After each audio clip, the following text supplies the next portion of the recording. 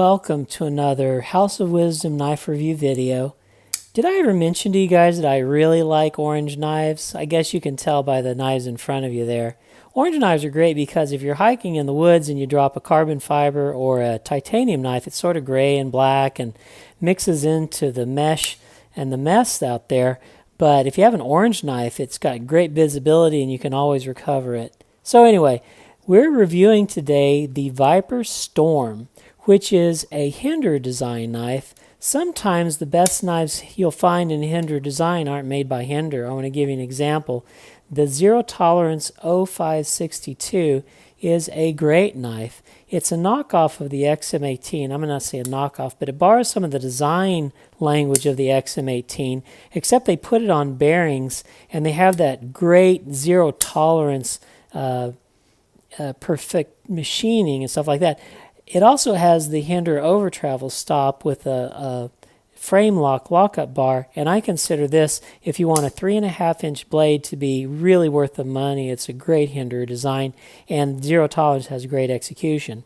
The same thing happened with the Viper Storm. You may have liked, this is not similar to the XM18, it's more a cross between the Hinderer Half Track. I'll show it here so you can kind of see the same design language. They have some cutouts here, and they show the body screws which hold the standoffs or the small backspacer. This is called the Hinderer modular backspacer because it's removable. It has a little set screw there. I'll talk to you more about that later. And you can see that the design is very similar. There are differences, though, which we're going to go into a little bit later. The other knife that is very similar to is the MP1 pictured above in this picture. Anyway, Viper Knives is an Italian company, and the designer, as I mentioned, is Rick Hinderer of this knife. The blade on this knife is 3 1/8 inch long. The handle is 4.625 inches long, giving a total knife length of 7.625 inches and a weight of 4.16 ounces.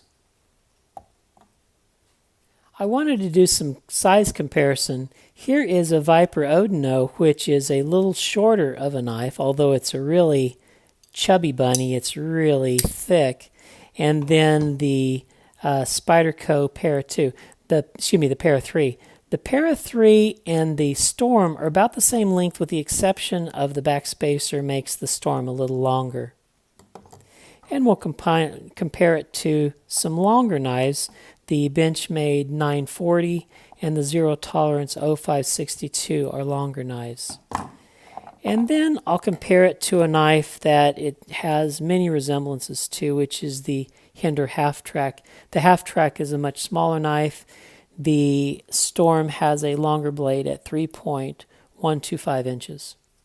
The blade on the Storm is a drop point blade made of M390 steel, and it has a saber grind with a stone wash finish. It has a little bit of swedging on the anterior part of the blade and jimping on the back side. If you wanted to move up, there's a little swell to place your finger. And it carries a thumb stud.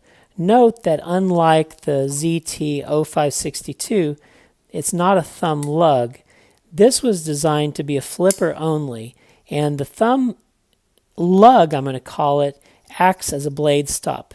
In the Viper, the thumb stud is an actual thumb stud, and you can deploy it with it. And actually, it's the best way to deploy it. It doesn't function as a blade stop. The blade stop mechanism is attached to the blade, and then there's intermilling, much like the same design of the Half Track. There's a milled out area, and then you can see that the stop pin is attached to the blade, and the Storm has the exact same design language. The method of deployment of the Storm is by flipper and by thumb stud. The detent on this knife is a little on the weak side, so it favors thumb stud deployment.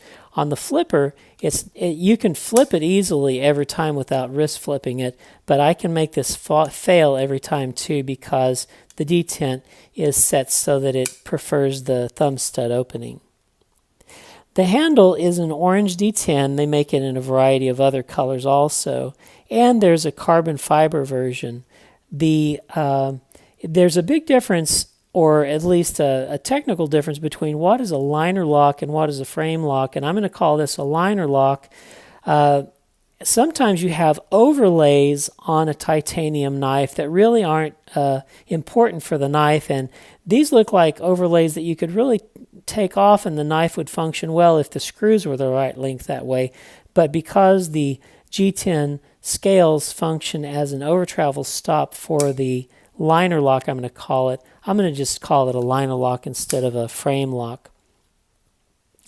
The backspacer is a titanium Hinderer modular backspacer, and this is the lanyard version. They also have a glass breaker version. They have a set screw here that comes with the Allen wrench in the set, so you don't have to take the knife apart. You just undo this set screw with your Allen wrench, and you can slip off this Hinderer modular backspacer and then put on the glass breaker. This is in the lanyard configuration. Honestly, I don't see why you would put a glass breaker on a knife. If you think about it, if you're wanting to break a glass, are you going to grab a knife like this and start beating on the glass? You're going to break it, and your hand's going to go right into the glass, and you're going to get all cut up. I would, if I needed to break out a windshield or something, look for a big rock or a bar or a board or something to break a glass out with, or brick, rather than using my hand. I'd probably be my last resort. And if I was on the inside of the car, I'd probably lay on my back and kick the window out with both of my legs. But that's just me. But anyway, for those of you that want the modification ability to change whether you have a glass breaker or a lanyard, this might be a great idea for you, although it's something that I might not personally use. The construction of the knife is mostly flow-through. It has this small modular backspacer, but it would be easy to clean out because it's a flow-through design. The pivot is on thrust bearings and functions nicely. Just want to note that as opposed to the Hinderer knife, which uses this proprietary pivot that you have to use a spanner bit or a proprietary tool from Hinderer, this uses just a Torx bit, so it's a little bit simpler, saves you some grief. The lock on the knife, as I've discussed, is what I'm going to call a liner lock. There is not a lock bar insert, and the G10 scale functions as the over-travel stop. I have to be honest, this has a little bit of lock stick because it doesn't have the lock bar insert. I just wanted to make you aware of that. I'm aware that other people have knives that don't have a lock stick, but you can hear this a little bit whenever you release the lock. I don't know if you can hear that or not. There we go. The ergonomics of the knife are fine. It has a place for your finger and then a landing area for your other fingers. The handle is plenty long at over 4.5 inches to accommodate all of your fingers nicely. The action on the knife, as I've mentioned, is more fun to deploy with a thumb stud than it is with the flipper, although it deploys readily with both. And on the flipper, it's configured so that you can push button it or you can light switch it. My personal preference is the light switch. It seems a little easier to get it out that way. The signage on the knife is minimal. On the handle scales, there aren't any signage. And then on the show side of the blade, there is Storm Viper. And then on the clip side, there's the Hinderer maker mark, and then the steel designation, which is M390. The value of the knife. This knife goes for around $170 to $200, depending on which site you look at.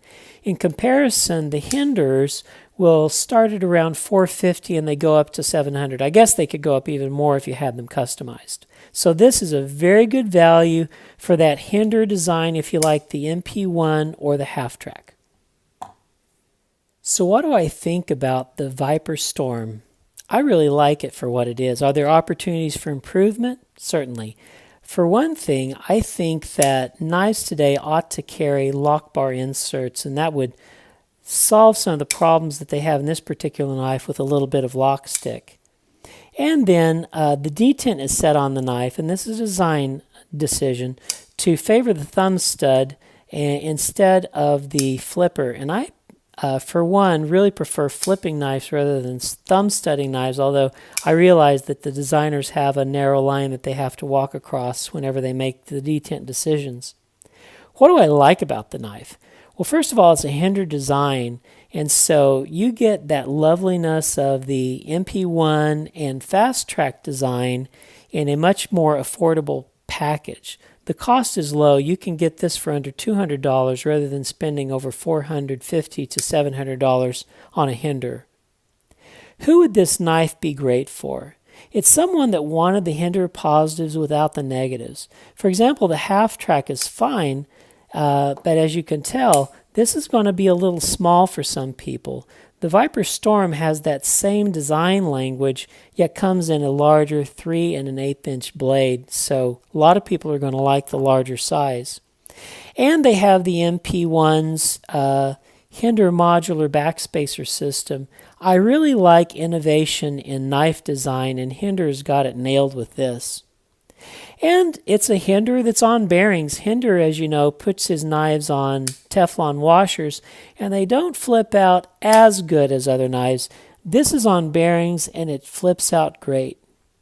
Another thing is that instead of using the proprietary Hinderer pivot that requires either a spanner bit or the Hinderer pivot tool, you just have a Torx bit, so disassembly and reassembly is simple. And most of all, and lastly, the price. You can get this for less than $200 as opposed to the higher Hinderer price. So, it's going to be the perfect knife for a lot of people. Let me know in the comments section what you like about the knife or dislike about the knife. Thanks for watching. Like and subscribe if you haven't already, and we'll see you on the next House of Wisdom knife review video.